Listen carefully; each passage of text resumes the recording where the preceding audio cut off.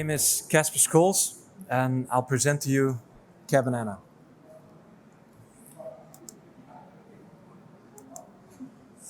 In 2016, I built the first Anna cabin for my mother. And from the media attention it received, we were able to build what we call the Anna Laboratory. 5 cabins in Wildlife Reserve, the Maashorst. And the feedback from our guests has been fundamental for further developing the concept, and it's led to our current production model. So the concept behind Anna is the 2 sliding shelves. One is made of glass and one is made of wood. And by constantly sliding around these shelves, you adapt the cabin to the weather, your mood, or the occasion. And that way, Anna transforms like an organism and actually becomes a tool to connect to nature. The total area of the platform is 50 square meters. And what we've noticed with our guests is that they stay about an average of 3 nights. And then when they arrive the first night, they usually slide the shelves a little bit up and down, and then eventually before they go to sleep, they will close everything and go to bed. Because they still feel a little bit scared and nature is a hostile environment. But then the next day, when they feel a bit more comfortable, they will actually be brave enough to sleep under the glass. And then the third day, some of them are actually brave enough to sleep like this in the outdoors. So in that way, Anna really takes her guests by the hand and step by step reconnects you to Mother Nature, which I think is extremely important for our own health, but also the health of the planet. When I met Margriet Sitskoorn, a neuroscientist at the University of Tilburg, she was actually able to explain to me that what happens in these 3 days is a very strong cognitive response. That is because you use your whole body to open up the whole cabin. And from the perspective of the brain, you're actually creating your own outdoors, which is 1,000 times more strong of a response than when you would just exit the cabin through an ordinary door. So the cabin prepares the brain to connect to its environment and to open up. And the moment your brain connects to the environment, the recovery processes get going. And it's actually these processes that are extremely important to battle stress and depression, which of so many of us are battling today, because of the way we live.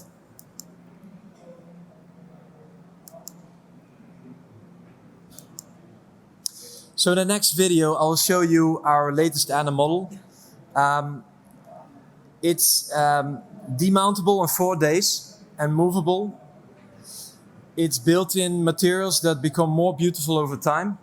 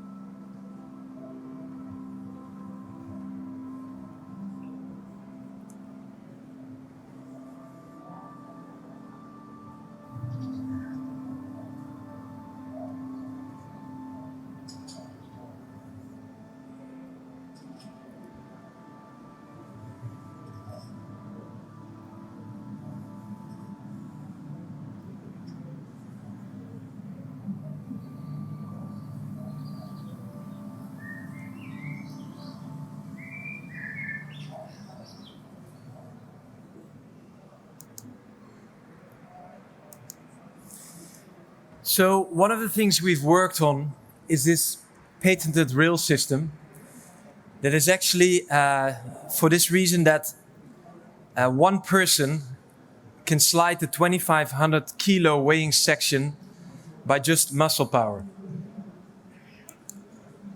There's the outer layer made of wood. It has these long elongated windows that actually block the direct sunlight, so the space keeps cool in summertime. And we have the double glazing in the inner layer, which contains the heat in the wintertime. These trusses are super rigid and stiff. It's a combination of birch ply core reinforced with aluminum strips and then clad in Akoya wood. This is the pull and release system, which actually makes sure that the cabin is always safely fixed in place and also safe for children. This is what that looks from the inside. This grips around the rail the moment you let go. There's many brushes and rubbers that actually make sure that the cabin is always sealed and airtight. Then we have a bed that goes into the floor with a winch system to make the space even more multifunctional. This is what the space looks like, 50 square meters, the moment that all your elements are stored. We have a bath in the floor. Extra storage also in the kitchen, which folds into the wall. Then we have a second bed and a toilet in the fixed part of the cabin. With a kitchen fully equipped and a shower clad in Akoya wood. This is actually very important. It is these dry connections that actually allow the cabin to be demountable in just 4 days. And it's also for that reason that wildlife organizations like Rewilding Europe welcome us into their wildlife parks. These are the flat pack elements that arrive on site. And then these flat pack elements can also be taken apart and can be completely separated and recycled. And 80% of these elements can actually be CNC'd locally and then put together by local people. So we rather ship data around the world than massive sea containers. The cabin sits on a steel screw foundation, which is self-leveling, so we don't use any concrete, which can also be removed in a half a day. The cabin is fully off the grid. In the wintertime, you'll be heating up your tap water with a wood-burning stove. And in the summer, when there's enough sun, you will use the solar energy for heating up your tap water. Here's some of the details.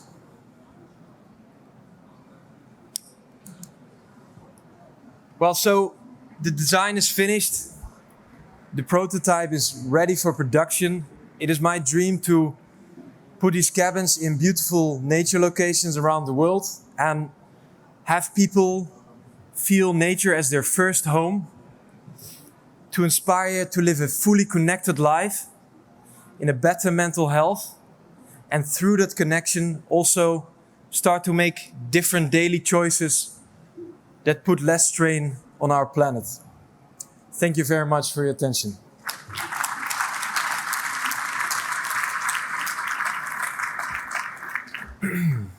Wow, that's absolutely stunning. It doesn't happen often, but I'm slightly speechless.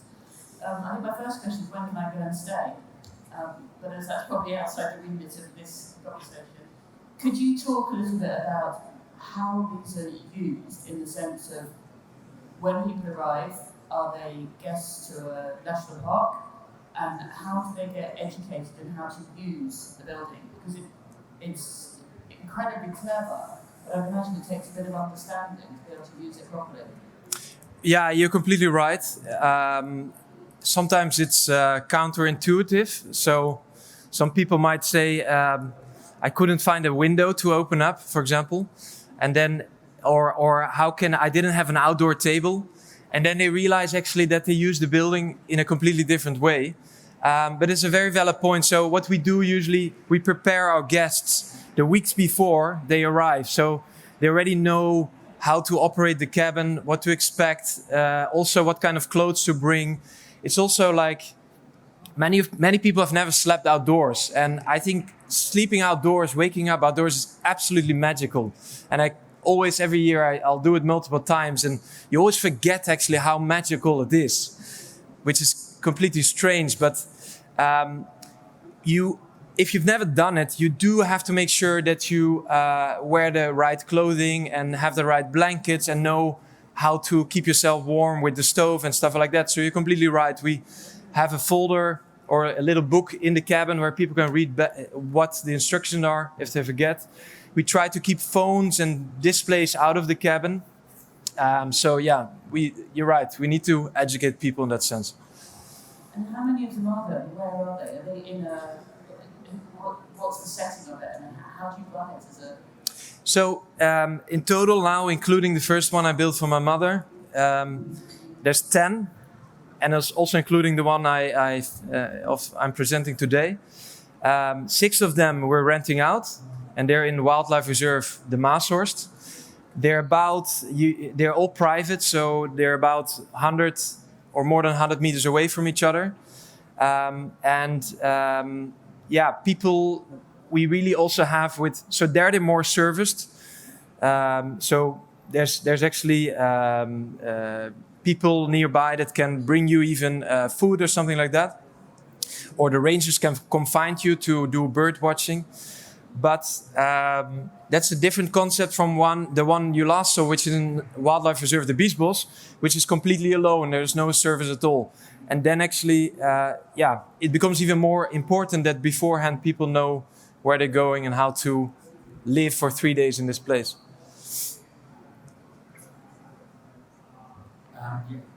It's an astonishing system research. It seems to be something that was universal in reality. Can you manufactured Thank you. and then transported to all sorts of places? Is there a reason why all of them share the same gable shed-like form? Is that something that you imagine is of a type that allows it to be an acceptable form wherever it goes? So it was still quite hard to hear the final question. Okay. Great, beautiful system. I'm just interested if you could just elaborate on the form.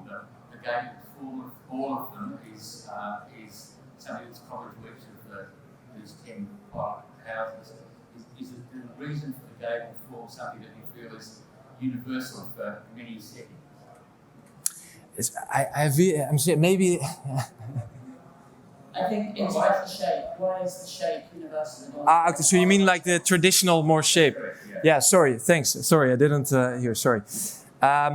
Well, I think what I like is, I actually like more traditional architecture because to me it always gives me more of a sense of home than when a building is very modern and uses modern materials, and that's in the shape and the type of materials we're using. But it also, I think, comes back to a lot of these techniques obviously are invented for a reason, and just super simple ways. Or for example, like to have this pitch of a roof is just very useful, for example, in snowy areas. Like you don't want a lot of snow on a roof that moves, for example. So I basically just started looking at very traditional shapes, and even the trusses is something that I took from railway stations, because in this case, you don't have the 4 walls to rely, like the construction to rely on. So you only have 2. So I basically only picked things from history that have proven that work really well. Thank you. I had the same question, but coming back to the construction, the framework, the wooden framework, was that your decision or engineer decision? I think your decision. Is it not making your life difficult? Well, You can make it very simple as well. to answer your first question, the first one that I built 6 years ago, I built it in 10 months completely myself, as in there was no engineers involved and no construction workers. I had a lot of consultants. I asked my uncle, I asked my mother, I asked the people from the building construction, the neighboring architect. But I drew it up in SketchUp, the first one, and I just started working on it. It's just that I think you could have a more simple construction, but I personally find it very beautiful. I've always been intrigued with railway stations for that construction. But it also makes it much lighter, obviously, and weight is also a thing. And then there's the light. If you make like quite heavy trusses, then you also start blocking views and light inside. I think the system is so delicately crafted that it's calling for modularity.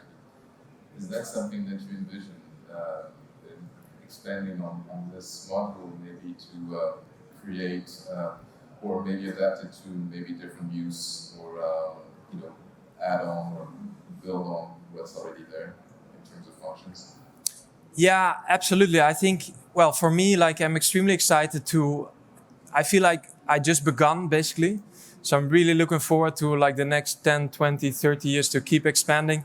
And one step is like working with what we have and adapting that. But another thing is working with the concept and the idea that we have. Like what kind of tool can you give a human being, which is actually as light as possible to survive, to be comfortable and safe in nature. And I'm actually working on a project now with some friends in Italy, and we almost propose to give our client just a very well-designed rucksack and a very nice tent.